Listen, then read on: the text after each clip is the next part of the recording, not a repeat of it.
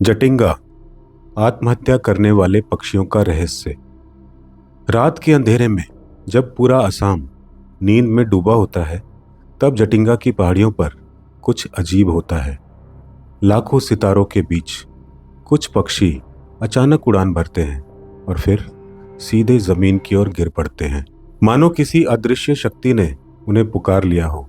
कहा जाता है यह जगह है जटिंगा, जहां पक्षी आत्महत्या करते हैं।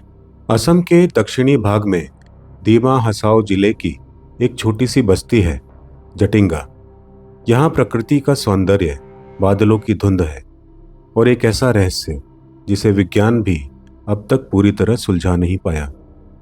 हर साल अगस्त से नवंबर के बीच जब मानसून का मौसम अपने चरम पर होता है, जटिंगा की रातें किसी रहस्यमयी कहानी में बदल जाती हैं।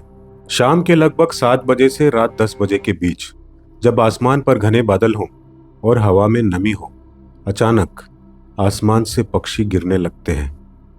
वे उड़ते उड़ते नीचे आते हैं, दीपक की रोशनी की ओर, और सीधे धरती पर टकरा जाते हैं। गांव वाले कहते हैं जैसे किसी अनदेखी ताकत ने उन्हें बुला लिया हो। स्थानीय जनजातियां जैसे नागा और दिमासा ये मानते हैं कि ये शैतानी आत्माओं का श्राप है जो पक्षियों को आसमान से नीचे खींच लेती हैं। कुछ लोग कहते हैं रात में धुंध में कोई आत्मिक पुकार होती है जिसे सुनकर पक्षी खुद को रोक नहीं पाते। लेकिन विज्ञान हर रहस्य के पीछे उत्तर खोजता है। 1970 के दशक में ऑर्निथोलॉजिस्ट डॉक्टर सलीम अली और डॉक्टर एस डेका ने इस रहस्य की तहकीकात शुरू की। उन्होंने पाया कि यह आत्महत्या नहीं बल्कि दिशाभ्रम है, यानी कि डिसओरिएंटेशन का परिणाम है। दरअसल घनी धुंध और तेज हवाओं के कारण रात में पक्षी अपनी दिशा खो देते हैं और जब गांव वाले मशाले या लैंप जलाते हैं तो भ्रमित पक्षी रोशनी की ओर उड़ते हैं और वहीं जाकर टकरा जाते हैं। जटिंगा की ऊंचाई करीब 700 मीटर है। यहाँ मानसून के बाद के महीनों में घना कोहरा और कम दृश्यता होती है। पक्षियों की दिशा पहचानने की क्षमता तारों और चांद की रोशनी से जुड़ी होती है। जब आसमान पूरी तरह ढक जाता है तो वे दिशा खो देते हैं और निचली रोशनी की ओर आकर्षित होते हैं। पर यह सब सिर्फ कुछ प्रजातियों में नहीं होता, जैसे कि टाइगर बिटन, ब्लैक बिटन, किंगफिशर और पिट्टा। और यह घटना सिर्फ 1 किलोमीटर के क्षेत्र में होती है, न ज़्यादा न कम।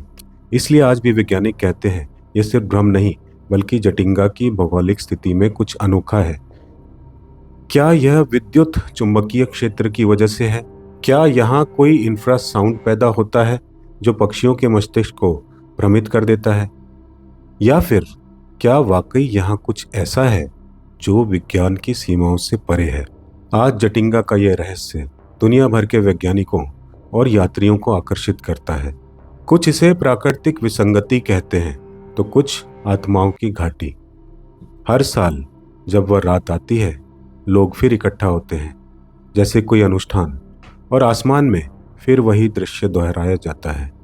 शायद यह आत्महत्या नहीं बल्कि प्रकृति का संकेत है कि हम सब किसी न किसी दिशा की तलाश में हैं। कभी कभी जब धुंध बहुत घनी हो जाती है तो सबसे सुंदर प्राणी भी अपना रास्ता खो देते हैं। जटिंगा हमें याद दिलाता है कि प्रकृति जितनी सुंदर है उतनी ही रहस्यमयी भी।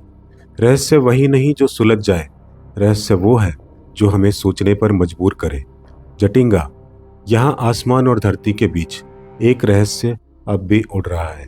Jatinga, the valley of suicidal birds. कभी कभी जवाब नहीं, सिर्फ सवाल ही सुंदर होते हैं।